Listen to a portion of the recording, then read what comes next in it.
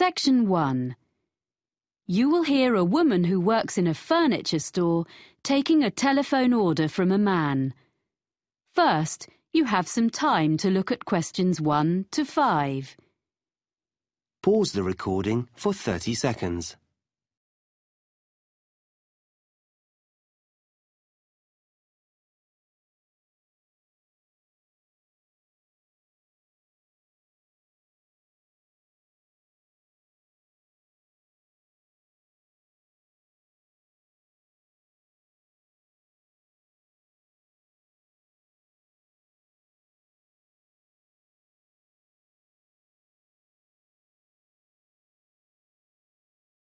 You will see that there is an example that has been done for you.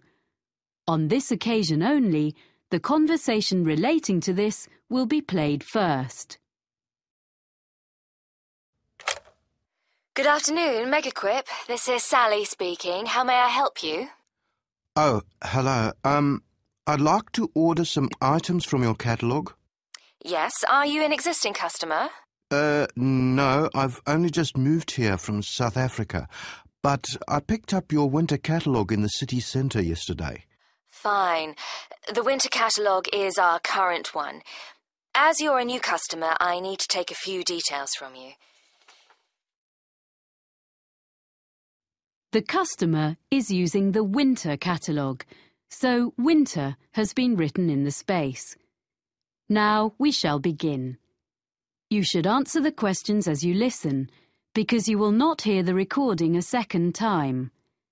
Listen carefully and answer questions 1 to 5. Good afternoon, Megaquip. This is Sally speaking. How may I help you? Oh, hello. I'd like to order some items from your catalogue. Yes, are you an existing customer? No, I've only just moved here from South Africa, but I picked up your winter catalogue in the city centre yesterday. Fine. The winter catalogue is our current one. As you're a new customer, I need to take a few details from you. Sure. Your name is? Oscar Greening. That's Oscar with a K. O-S-K-A-R? Yes. Greening. And your address? York Terrace. Here in the city? Yes. What number? It's a flat, number 52C. C. Got that. And would that be the same address for delivery? No, actually, I'm out all day, but my neighbour can take delivery at number 5 York Avenue. It's just round the corner. OK, fine. Number 5. I've got that. And will you be paying by debit card or credit card? Well, I don't have any cards yet. I'll have some shortly, but I want these things this week, if possible. Could I come to the store and pay cash in advance? Well, I guess so. I'll make a note. I'm afraid that payment method doesn't entitle you to a discount. No, I didn't expect one for that. But what about my address? It says on the cover of the catalogue... Oh, yes, you're right. Of course, York Terrace is within the city, so you get free delivery and 5% discount on your order. Oh, good. Before you hear the rest of the conversation, you have some time to look at questions 6 to 10. Pause the recording for 30 seconds.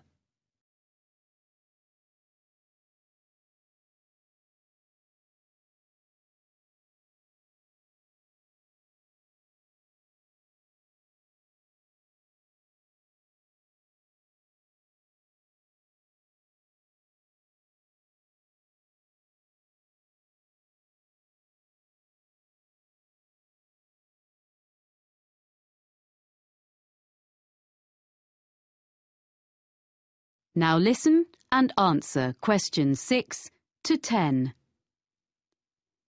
So, what would you like to order? You have our current catalogue, you say? Yes, I need 3 things for the room where I study. My office, I guess. The most urgent is a desk lamp. Is your catalogue number 664 in stock? 664? That's, not Home Office. It's in the living section of the catalogue. It is. I want a small one that clips onto the edge of the desk. Yes, no problem. In which colour? I'd like the greyish-coloured one, please. Oh, you mean the shade we call slate? Yes, it's a nice colour. And I wondered, could I get that when I come in to pay, rather than waiting for delivery? I really need to be able to read at night, and the lights in this flat are useless. Yes, I'm sure that'll be okay. I'll note down that customer will collect. What else did you want? Well, I need a chair which gives good support when I'm using my computer. I saw one in your home office section, and I think it would suit me. It's on page 45, item number 129. Yes? And it's fully adjustable, isn't it? Let me see. Height, yes. Back, yes. I'm not sure about the arms, though. Oh, that could be a problem. I'm very tall. What about 131 on the same page? That has adjustable arms, seat, everything. But can I get that in the same colour? I mean, the green, like the one it shows. Oh, they all come in the full range of colours. OK. So I'll go for 131 in green then. I think you'll like that. My brother's very tall and he uses one. We can make sure there's one on the delivery van to you early next week. Oh, good. Thanks.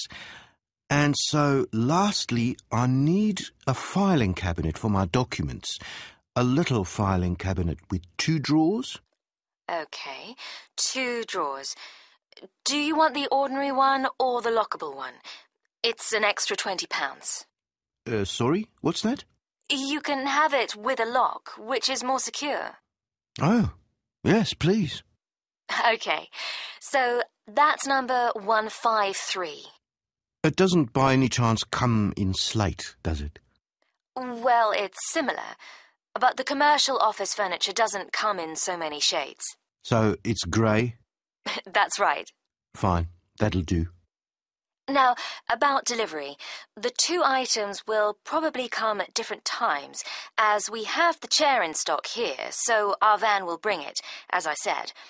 The filing cabinet will be coming direct from London, so today is the 29th of September. Say not more than 4 days. That'll be delivered on or before the 3rd of October.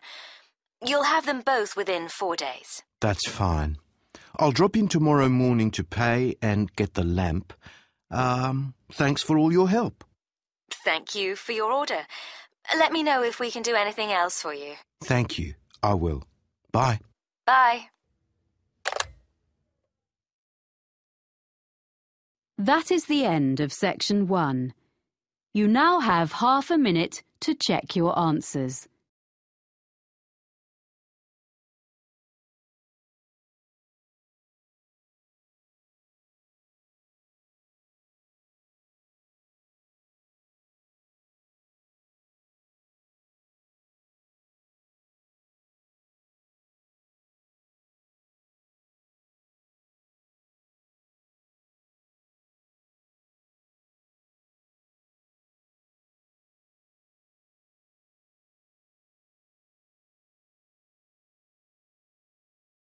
Section 2.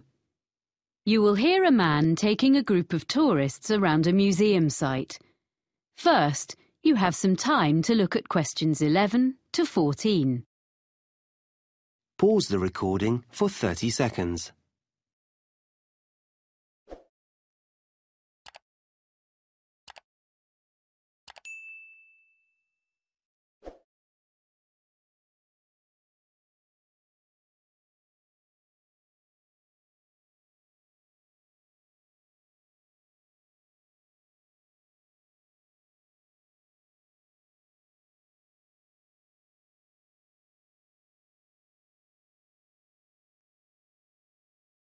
Now listen carefully and answer questions 11 to 14.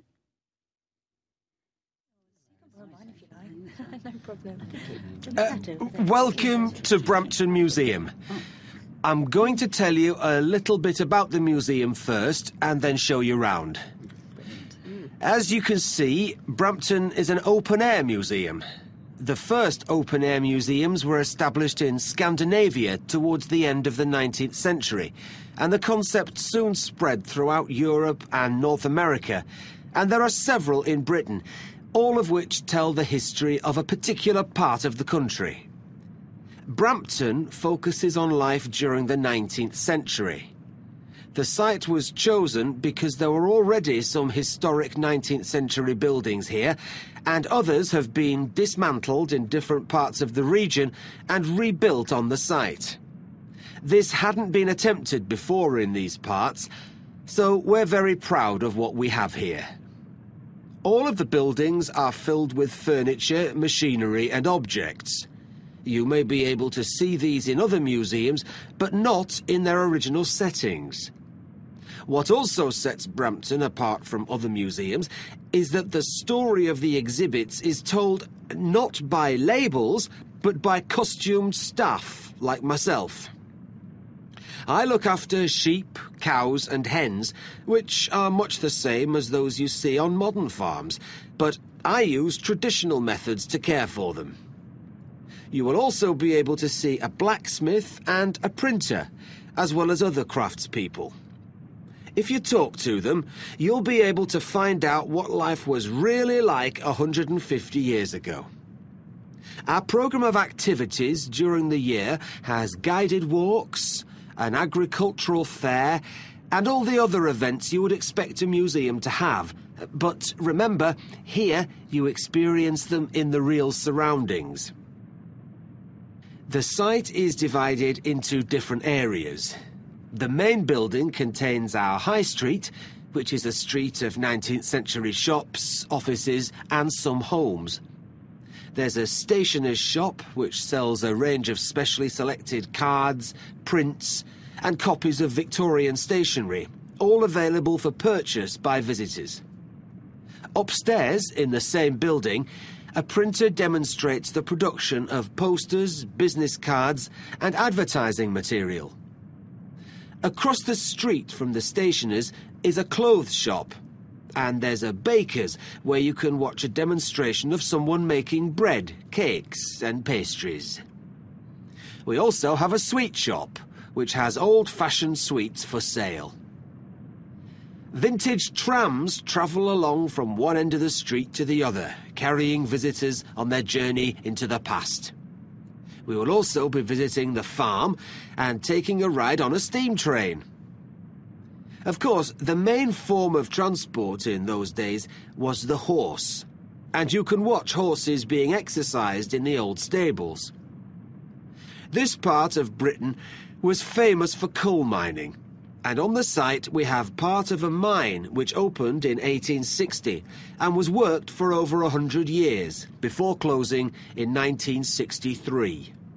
Visitors can put on a hard hat and take a guided tour underground to see how coal was worked and to experience the working conditions in the early 1900s.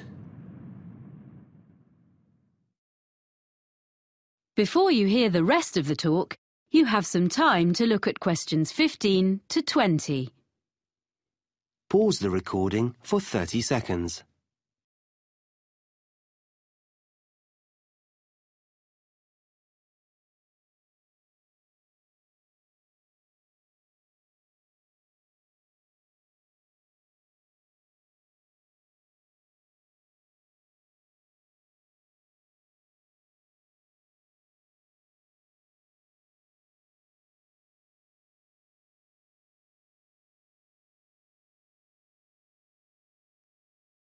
Now listen and answer questions 15 to 20. Now, if you'd like to look at your map, we'll begin our tour. The site is a bit like a circle, with the railway going round the edge.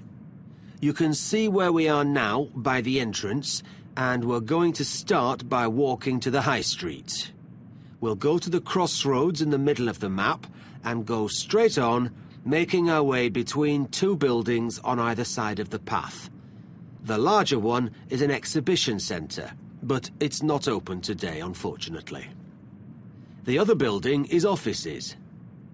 The path leads directly to the High Street building, which is at the opposite side of the site to the entrance. Here you're free to wander around and take a ride up and down on a tram. We'll then take the path which follows the railway line and crosses it to the farm. If you wish, you can have tea in the farmhouse, and there'll be time to look at the animals and the machinery. Then we cross the railway line again and visit our special attraction, which is the coal mine. It's just in front of us, here at the entrance. We'll return to the crossroads and walk through a small wooded area to the manor house. This is one of the original buildings on the site and belonged to a wealthy farmer. You can look round the house and gardens and talk to our guides who can tell you what it was like to live there. We will then follow a path which goes past the pond and will take us to the railway station, which is situated between the path and the railway line. Finally, we'll take the steam train back around the site, passing alongside the High Street and the coal mine back to the entrance. So, if you'd like to follow me...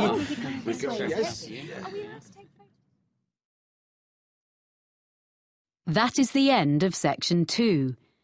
You now have half a minute to check your answers.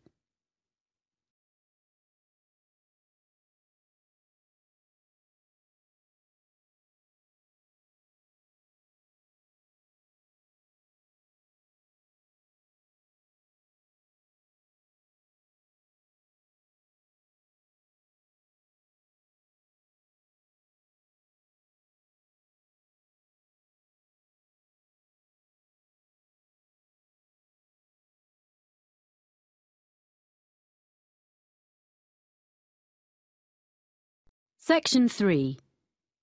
You will hear a conversation between Cressida, a student of journalism, and her tutor, Dr. Erskine, about a work placement that she has recently done.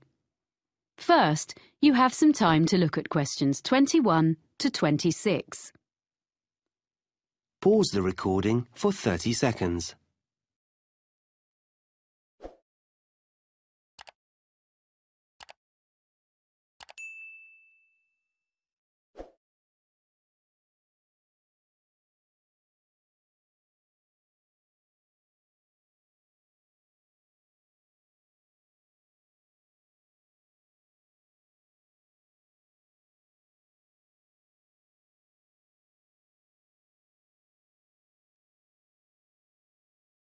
Now listen carefully and answer questions 21 to 26. Well, Cressida, that was an interesting presentation you gave yesterday on your placement at the TV News Centre. Thank you, Dr. Erskine. I did work hard on it. Yes, and you did entertain the class. They enjoyed your humour, but you informed them too. But I felt there was a bit of a backstory. You know, something you weren't telling us. So how was it really?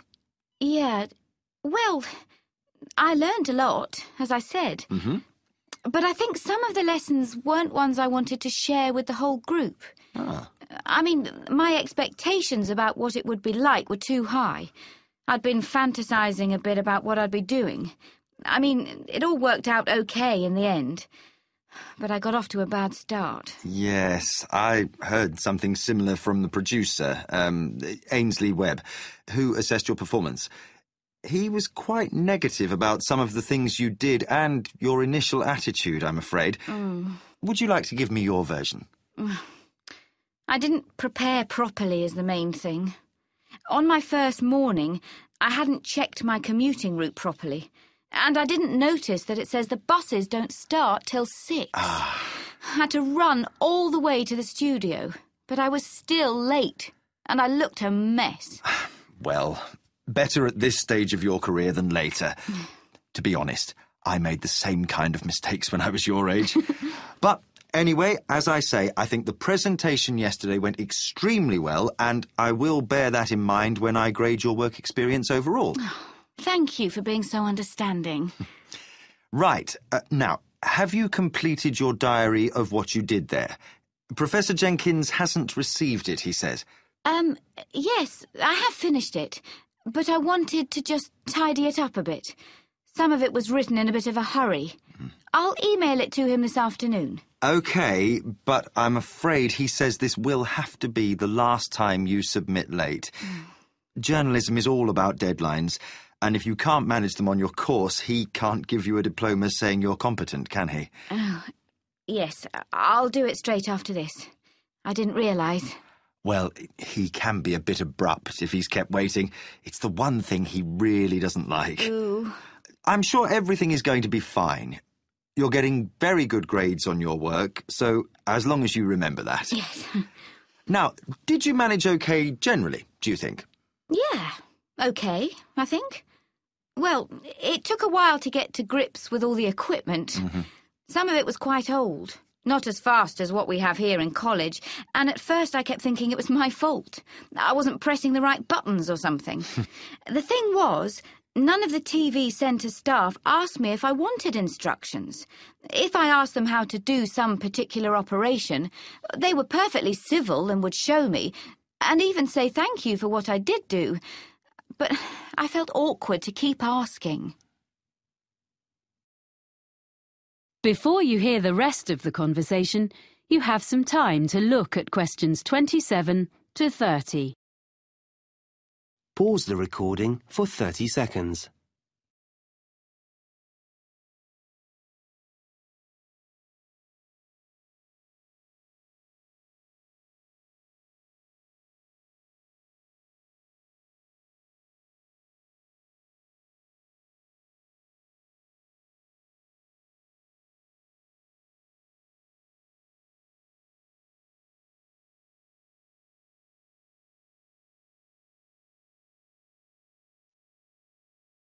Now listen and answer questions 27 to 30. Now, well, let's just review where you are, your write-up, and what you're going to include going forward to next term. First of all, did you eventually feel you were given enough to do? The first couple of days were manic. The production team was short of staff, and I was rushing all over the building, taking messages to various people and fetching things. Of course, I didn't know my way around, so I kept ending up in some storeroom or somewhere instead of the studio I was meant to be in. Or I mistook some important visitor for a colleague because I didn't know who anyone was. Then, after that, things sort of calmed down. So sometimes I was hanging about until someone decided to give me a chore. But I had a piece of luck at the end of the week, because they got a new bit of equipment which was the same as we have in the editing suite here, and I knew how to use it, which none of them did. So that gave me a bit of status. Unfortunately, it meant I spent the next 3 days stuck in the editing suite. But by the end, I'd shown I wasn't just a silly student. So then, when the senior reporter needed someone to go out with him when he went to interview a junior minister, I got to go along, because he knew I could handle the technical side. Well, that's good. Yes. Well, I know I need to learn from my mistakes. I mean, basically, I need to think more about forward planning. But on the other hand, I feel much more confident now. I did survive. I didn't ruin anything. I did actually make a contribution, according to the producer. One thing I want to take forward to my final assignment, though, is some reflections on ethics. Yes? I had a bit of an argument with one of the senior presenters. He was editing part of an interview, and he just changed something someone said. When I questioned him, he just snubbed me. And I mean, this wasn't some public relations expert or government professional spokesperson. It was like a member of the public. But he said, oh, they never remember what they said anyway. You want to develop this into part of your final assignment? It would be a very positive line. I can give you some references. Oh, thanks. That would be great. That is the end of section 3. You now have half a minute to check your answers.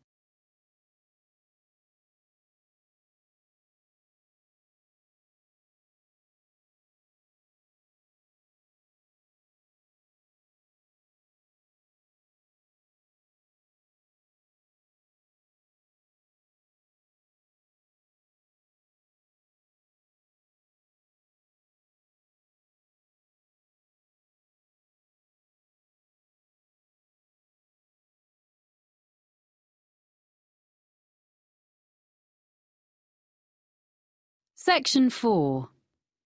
You will hear a lecturer talking about the history of the electric guitar. First, you have some time to look at questions 31 to 40. Pause the recording for 1 minute.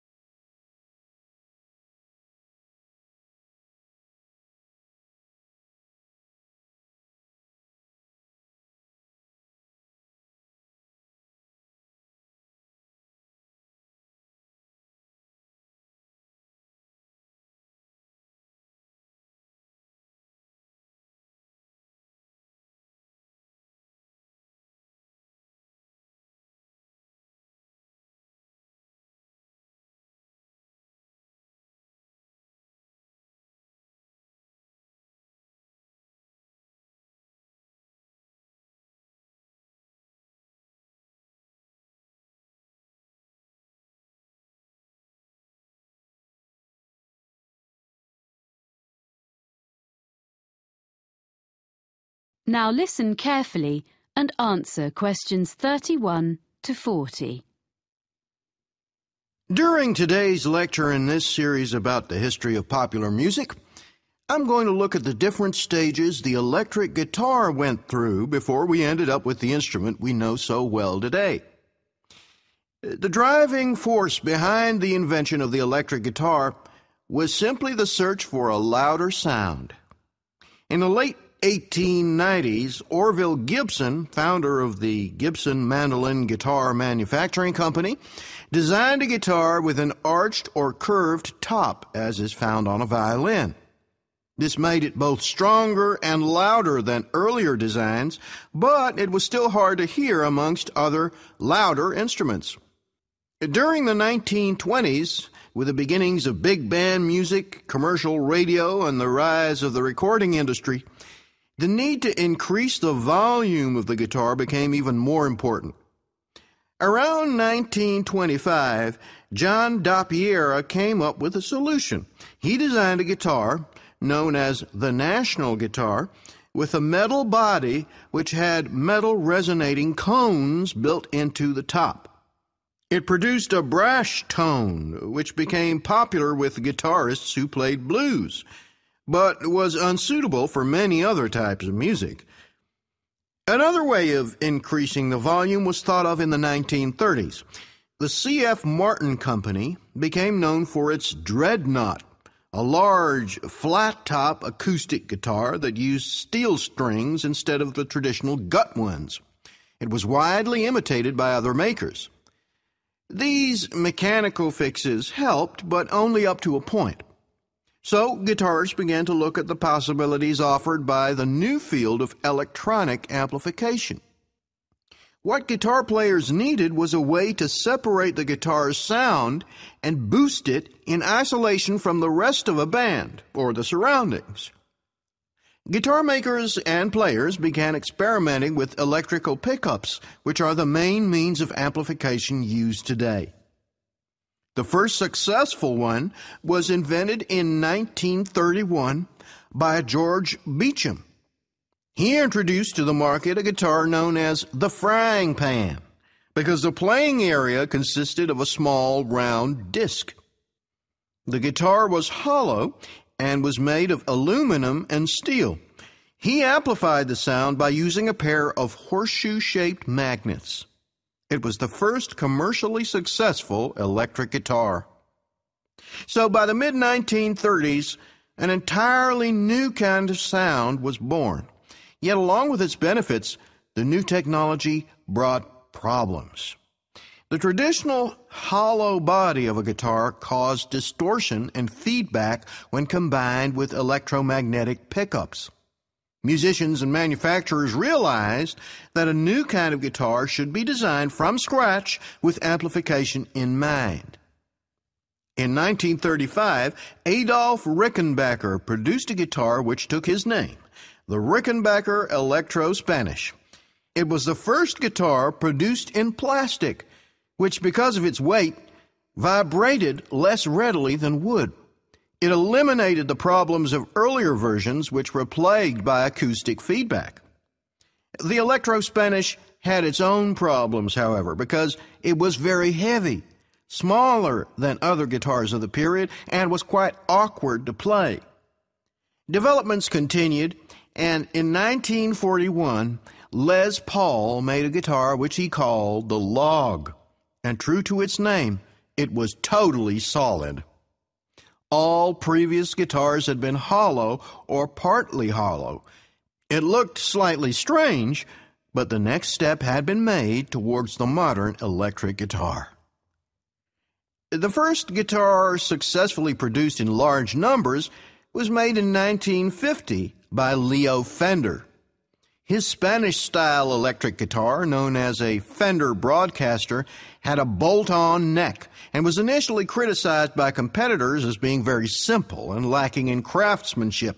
Yet it was immediately successful and was particularly suited to mass production, spurring other guitar companies to follow Fender's lead. In 1951, Leo Fender revolutionized the music world yet again when he produced an electric bass guitar. This was the first commercially successful bass model to be played like a guitar. It was easier for players to hit an exact note. That's why it was called the Precision. Although there had already been electric stand-up basses, this was much more portable. It is now standard in the lineup of any rock band, and some historians suggest that entire genres of music, such as reggae and funk, could not exist without it. In 1952, the Gibson Company became Fender's first major competitor when Ted McCarty created the Gibson Les Paul guitar. It was distinctive because it was colored gold. The reason for this was to disguise the fact that it was made from two different kinds of wood. In 1954, Leo Fender responded to this successful instrument by introducing the Fender Stratocaster. It is easily identified by its double cutaway design and 3 pickups. This model may be the most influential electric guitar ever produced. The modern guitar as we know it was here to stay. That is the end of section 4. You now have half a minute to check your answers.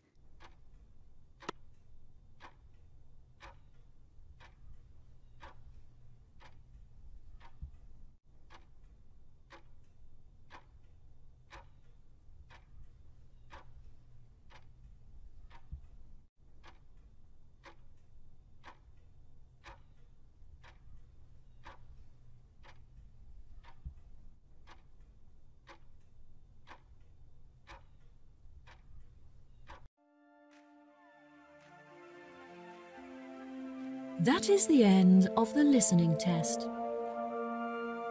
In the IELTS test, you will now have 10 minutes to transfer your answers to the answer sheet.